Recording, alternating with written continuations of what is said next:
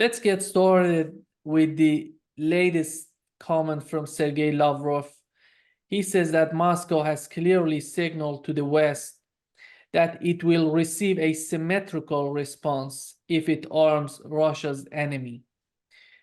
And when it comes to this type of attitude on the part of the West, that they're forcing Russia to do the same, and we've heard just recently, we've heard the head of defense of the United Kingdom saying that Russia doesn't want a war with NATO. Russia doesn't want a nuclear war. And these two sentences are so correct. And when it comes to the conclusion, it says the reason for that is because NATO is much stronger than Russia. And it seems to me that they're thinking that Putin is afraid of NATO. How, when you put these two pictures, these new escalations together, what would you draw as the current phase of the conflict? Well, we have understand that with a lot of nuance on the Western side. I mean, on the Russian side, but the nuance are addressed to the Western side. The thing is that we are today in a situation that is probably not as, although it's dramatic, it is not so close to confrontation as it was in 1962 with the Cuban crisis. But you notice that we had in the last couple of days these Russian maneuvers in the Caribbean, meaning that in fact the Russians are signaling to the US, we can be close to your border as well, and we can also leverage some friends in the region. Now, the issue, we have to remember that the whole issue of Ukraine was supposed to be settled through an agreement, namely the Minsk Agreement. And the same applies to the issue of expansion of NATO. This was also supposed to be settled through a political settlement, a political agreement. I mean, that's something the Russians or the Soviets at the time pledged in 1990 and in the early 90s, let's say. And Vladimir Putin came back with that in Munich in 2007 and warning the West, because at that time the West, and namely the United States, in fact, had just left the ABM treaty, the anti-ballistic missile treaty, and that was and started also to negotiate with Czech Republic and Romania and Poland to deploy those anti-ballistic missiles allegedly against Iran. But it was obvious that these ABM missiles were directed at Russia. And these, so we had this constant move towards the border of Russia, and Russia always tried to have a political response to that. And the latest attempt of Russia was in December 2021, as the crisis in Ukraine was escalating, and the Russian government sent a letter to the NATO and to the US in order to solve the question of the expansion of NATO. Meaning that Russia has always privileged the diplomatic and political solution to problems. But this was totally disregarded by the West. And it was the same in 1952. Remember, I think I explained on your channel that in 1952, as Turkey entered the NATO, it was not so much a big problem to the Soviet Union at that time. But when in 1962, the US started to deploy the Jupiter missiles, nuclear missiles, then the Soviets reacted, and that's in fact the start of the so-called Cuban Missile Crisis, because the Soviet, as a response to the deployment in Turkey, the Soviets started the deployment of missiles in Cuba, and that was at the end that signaled to the US that they cannot do anything around the border of Soviet Union. And you know that the Cuban crisis ended up with the withdrawal of the Russian or the Soviet missiles at the time. But we tend to forget that the second consequence of that crisis is that the US had to withdraw its missiles from Turkey. So it is much less advertised because the US wants to portray this crisis as a Soviet failure. In fact, it was a US failure, because the Soviet at the time was not so much interested having missiles just next door to Florida and so on. But the US was keen to have those missiles close to the border of Soviet Union. So in fact, the big loser in that crisis was in fact the United States. Now we have a similar situation. Now we don't have missiles, so we are not close to the nuclear war, despite all the rumors and all that. We are not that close to the nuclear war, but we see that the tensions are rising, and that the announcement of deploying troops in Ukraine prompted the Russians to start to have maneuvers. By the way, you remember that we have currently a big maneuver in East Europe, and that's exactly what the Soviets, or the Russians, sorry, are doing in the Caribbean. So we see this kind of a tit for tat kind of game that is happening here. So meaning that we are in a very similar dynamic as the one we had in the Cold War. Probably we haven't reached, despite the crisis in Ukraine, which is tragic, but for the Ukrainians, not for the US. But so we are not in a let's say we haven't reached a peak of danger. Let's put it that way. That's how I would say it. It's a tension that we need to observe with attention, because it may evolve into something much dramatic, but as it is today, it's not. So we have tensions rising and messages coming across the ocean towards Russia and towards the US. Now, when I say a message towards the US, probably that's where the nuance needs to be addressed, because probably Lavrov and the Russian leadership understands that the problem is a little bit less the US than the Europeans. It's clear that the whole crisis, the whole Ukrainian crisis, was triggered by the US. This is absolutely clear. We have, I mentioned even on your channel, those project strategy written by the RAND Corporation and all that. So it's well documented, and we know that the objective of the US was and still is to weaken Russia, and ultimately to have what the State Department calls the decolonization of Russia. So we are still in this process. But since the end of 1922, the US has understood that the war in Ukraine is lost. This so-called Project Ukraine, if you want, is lost. It's a lost cause, and everything you put into that crisis in terms of money, resources, equipment, and whatever, this is lost.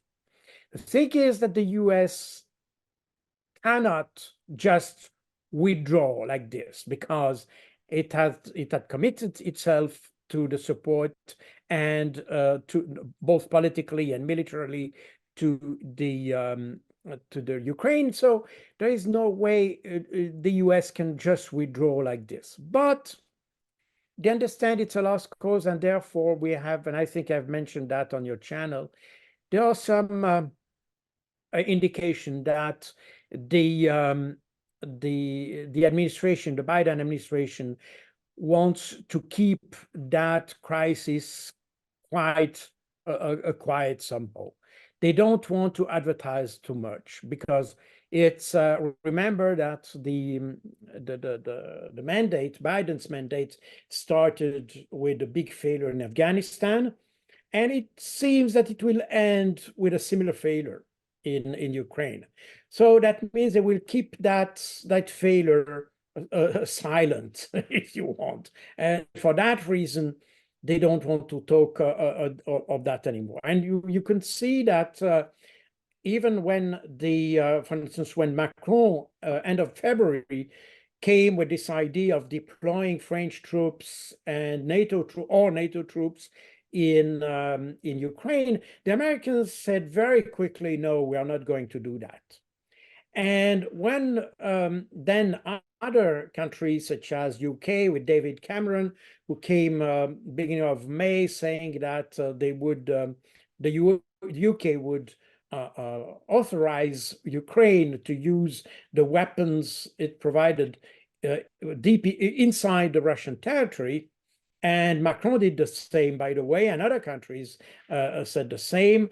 Well, the US said, okay, that's fine to use weapons inside Russian territory, but this authorization doesn't include ATACMS missiles, meaning that the Americans understand, and by the way, the Russians have understood as well, that using weapons along the border, in the border area, is part of the let's say it's part of what happens on the battlefield, on the theater of military operation. I mean, technically speaking, Ukraine is a theater of military operation.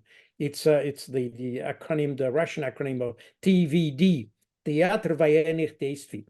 This is the theater of military operation. And the Russians understand that although this theater of theater of military operation, in fact, is within the borders of Ukraine, it can extend a little bit around the border because obviously you will have some reaction, artillery shooting and shelling and this kind of thing. So for the Russians, even if they don't like it, they understand that this may happen. The same happened to Crimea, for instance, which is from a Russian point of view, Crimea is Russian territory, but shooting in Crimea, and that has Ukraine has done that since the beginning of the Russian intervention.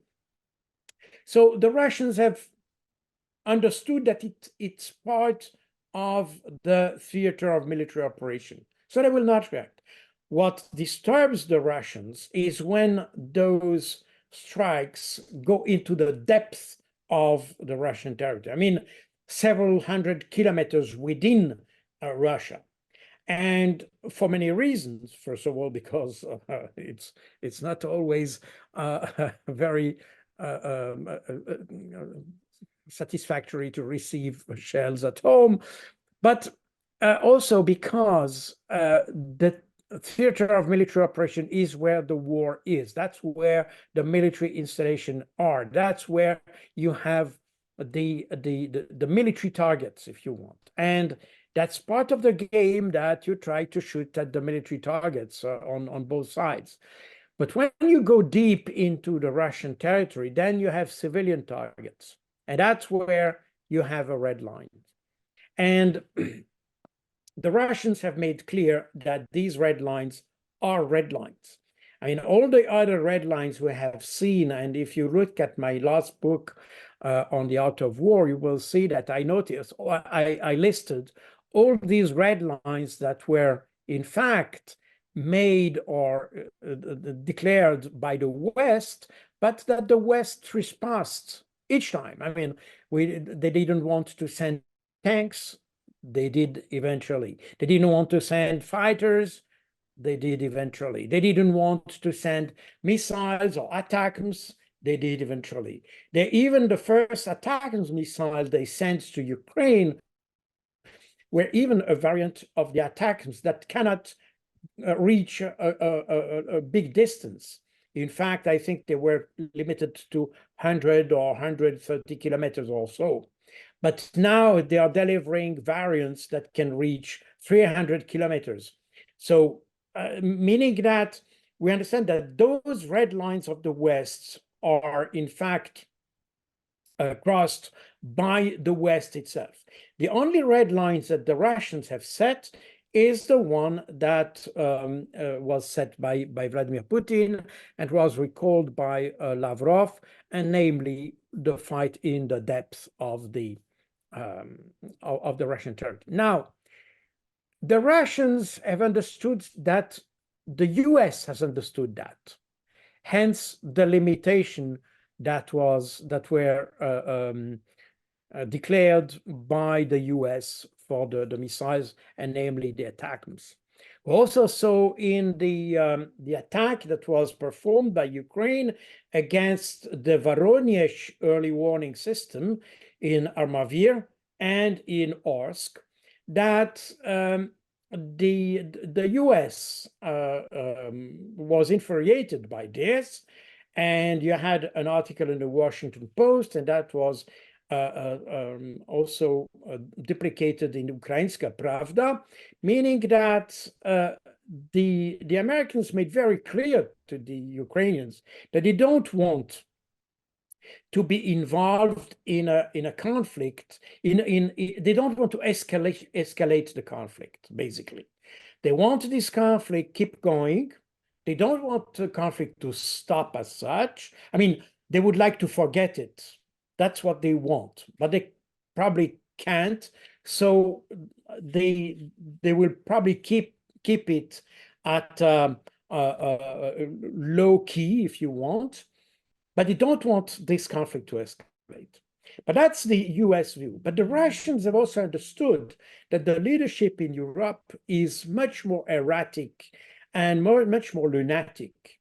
And we saw that all the declaration about possible escalation, like sending troops, sending aircraft fighters, sending new missiles, and new that and new this, they always came from the Europeans, in fact. And you saw Poland, you even saw Kaja Kallas, the prime minister of Estonia, recently saying that she repeated this idea of decolonizing Russia. That means making Russia to explode into a number of smaller countries based on nationalities in Russia. So we see that the mindset in Europe is much more aggressive than the one you have in the US. The US, you have presidential election, as I explained, and the US understand that probably it's not a good idea to go deeper into the Ukraine crisis and expose even more the failure of the whole operation. But in Europe, it's almost the opposite. See, we had the election, the parliamentarian election in Europe last weekend. I mean, yesterday, basically, and you had you could see that almost all countries got a slap in their face. In fact, in France and Germany and all that, you'll see that the right-wing parties came in force in Belgium, for instance, in France as well. So we see that the European leadership is facing a strong resistance from their own population. And that prompts these leaders try to export the conflict, if you want, right? Instead of solving the problems, the domestic problems, they prefer to export the problems and try to solve the problem of Ukraine. I put it very simply, but it's a little bit of that. And by the way, as it comes to Macron, this was noted by several observers in the last couple of months. Basically, they said, well, Macron has so many problems domestically that he tries to, in fact, attract the attention towards Ukraine and Russia in order to avoid problems at home. And that's a little bit what's happening. And the Russians have understood that. So the address that you mentioned of Lavrov is probably primarily towards the Europeans, but indirectly it's also towards the US, because the Russians understand that the only one who can calm down the Europeans are the Americans. And probably because of the dynamics of the presidential election in the US, the US has absolutely no interest as having to have an escalation in Ukraine, and Russians are probably playing that card in order to avoid something that goes beyond control in Europe. That's my interpretation of what was said both by Lavrov and Vladimir Putin. Vladimir Putin came also with this, again, reminding the West that a conflict can become nuclear quite quickly. And that's probably something also that needs to be recalled, because a lot of countries, my feeling is that most European countries do not realize this. The Americans realize this because as it comes to NATO, they have a commitment for that. I mean, not to use nuclear weapons, but they have a commitment to help the Europeans. And this commitment may come to the point of using nuclear weapons.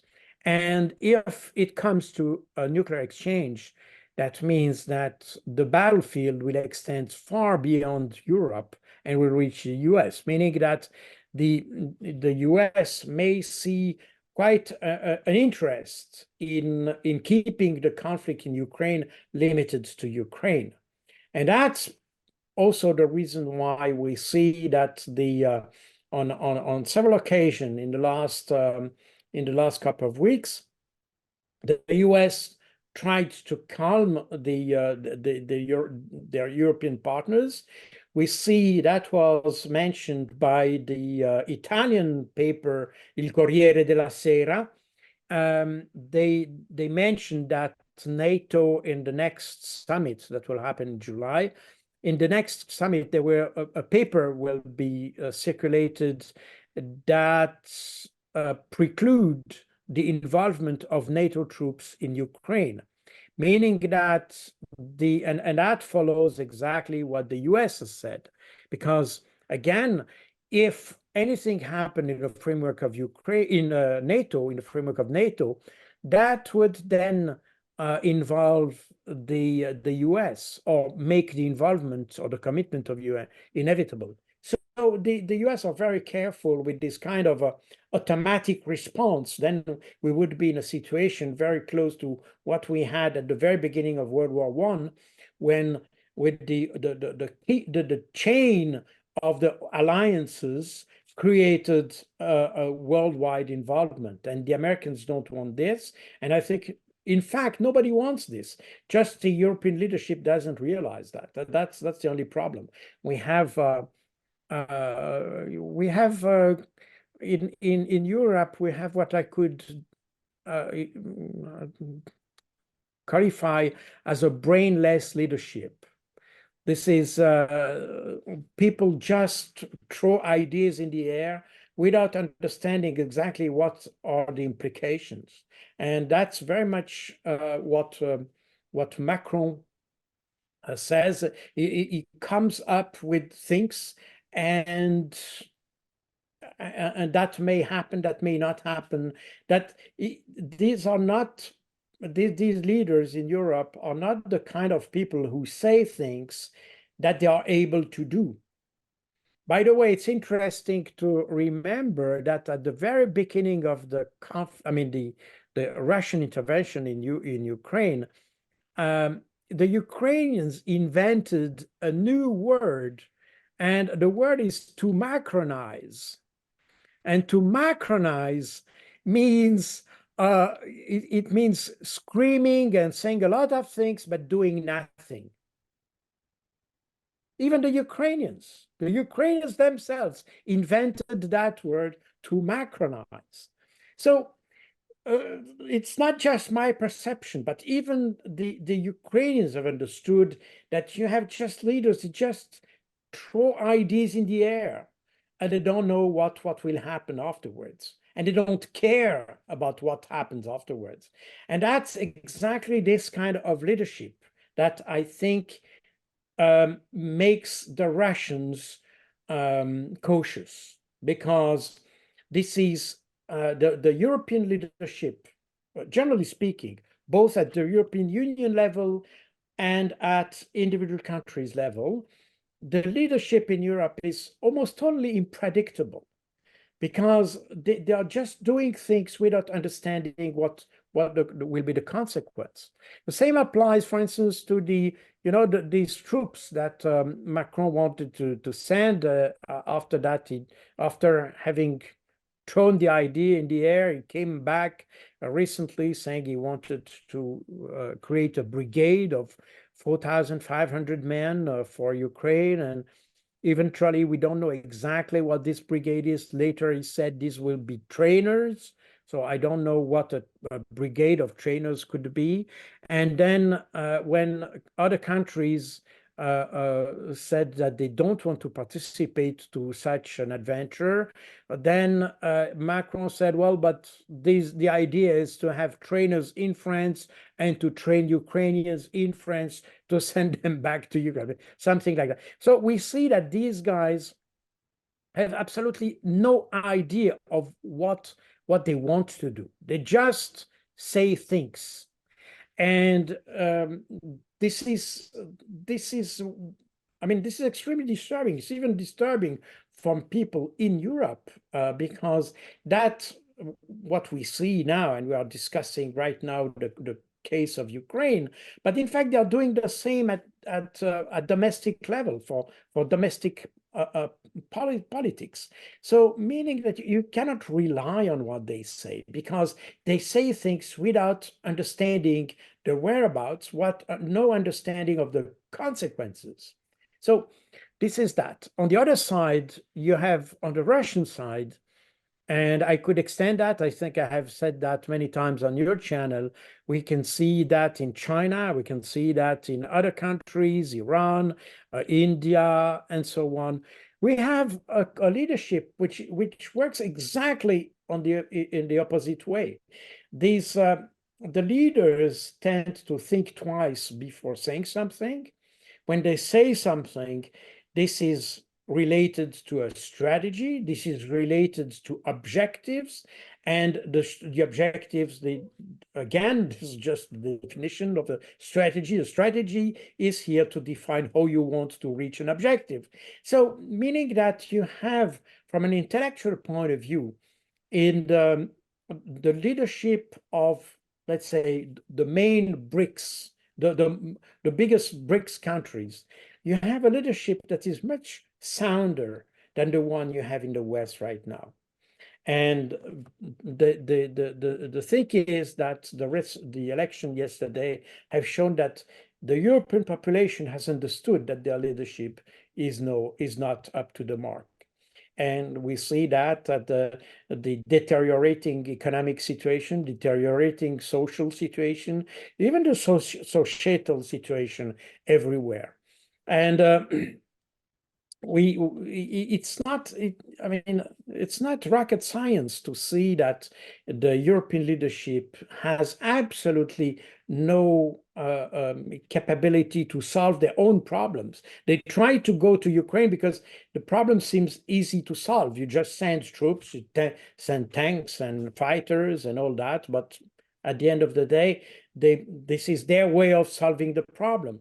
Although it doesn't solve anything, it's even worse than the thing, because even that shows that they haven't really studied the problem, they don't understand the substance of the problem, and everything they're doing is in fact just, I would say they're simply, I mean, they're not facilitating the life of the Russians. It's not exactly that. But at the same time, they are creating conditions that will help the Russians to solve their problems. Probably it doesn't mean that sending troops will be like a source of joy for the Russians. It's not what I'm saying. But by sending troops in Ukraine and trying to find a military solution to the conflict may end up to have a solution that is the desperation of Ukraine.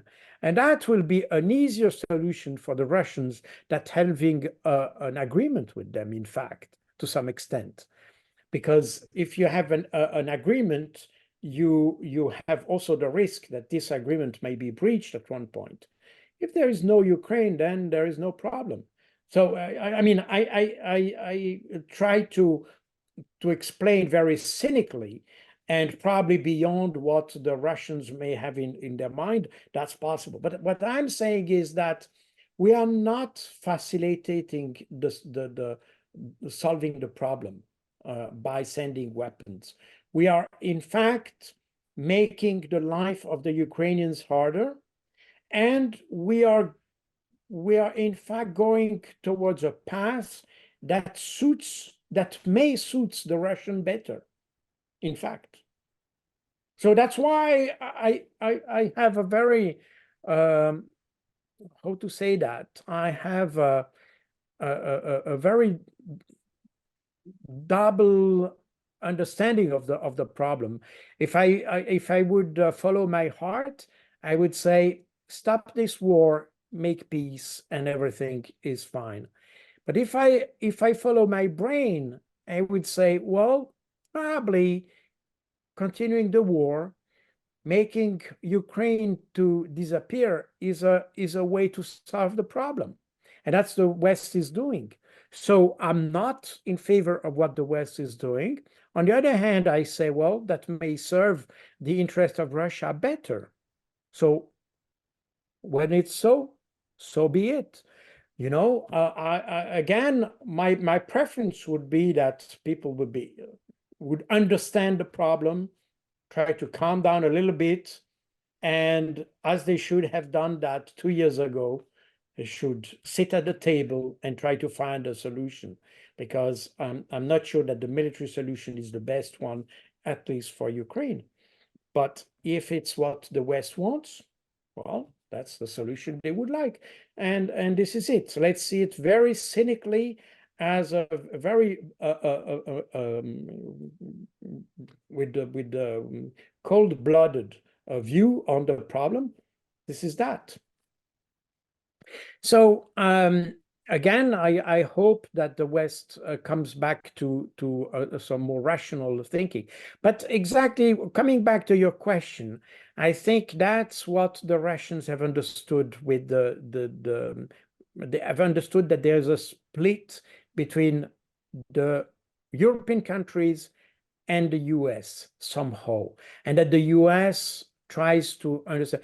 By the way, you know, why would all these countries make an bilateral agreement with Ukraine?